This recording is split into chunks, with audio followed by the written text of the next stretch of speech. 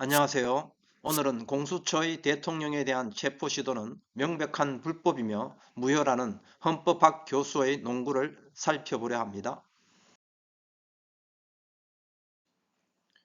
윤석열 대통령에 대한 탄핵소추안이 작년 12월 14일 국회에서 가결됨에 따라 대통령의 권한이 정지된 상태로 헌법재판소에서 탄핵 심판 절차가 진행되고 있는 상황인데, 공수처장은 서부지법에서 불법적인 체포영장을 발부받아 대통령 체포를 시도하고 있습니다.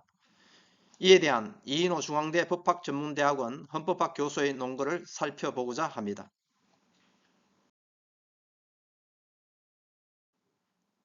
현재 윤석열 대통령은 국민과 대한민국을 대표하는 국가원수의 지위와 신분을 가지고 있습니다. 권한이 일시 정지되었다고 해서 그 지위와 신분이 상실된 것은 아닙니다. 추후 헌법재판소의 결정에 따라 정지된 대통령의 권한이 복원될 가능성도 충분히 남아 있습니다. 헌법재판소의 결정이 나기 전까지 국민이 선출한 국가원수의 지위와 신분은 그대로 존중되어야 합니다. 1. 헌법적 판단을 선취하려는 위헌적 시도이다. 대통령의 계엄 선포 행위에 대한 헌법 재판 절차가 종료된 후에 법률적 평가가 가능하다.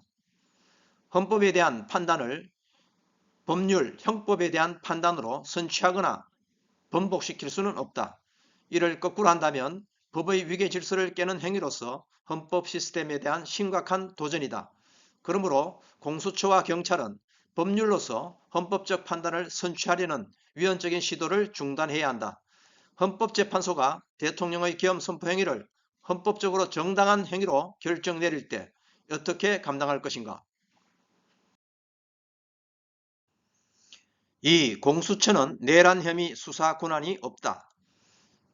고위공직자 범죄란 재직 중의 고위공직자가 범한 8개 유형의 범죄를 말하는데, 내란의 죄와 외환의 죄는 아예 공수처의 수사 대상 자체가 되지 않는다.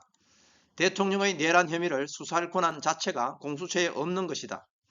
대통령을 체포하고 수사하겠다는 겁없는 만용은 대체 어디에서 나오는가?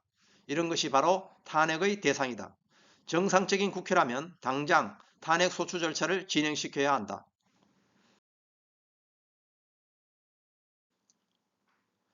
공수처장이 대통령에 대한 체포영장을 청구한 것은 법률상 존재하지 않는 권한을 행사한 것으로 그 자체가 불법이고 무효이다. 직권남용죄는 수사권한이 있으니 내란죄도 수사권한이 있다고 말하는 것은 어불성설이다. 엄중한 시기에 법을 우스갯거리로 만들어서는 안 된다. 이상으로 공수처에서 대통령을 체포하려는 시도에 대한 헌법학자 이인호 교수의 견해를 살펴보았습니다. 다음에 더 유익한 자료로 찾아뵙겠습니다. 감사합니다.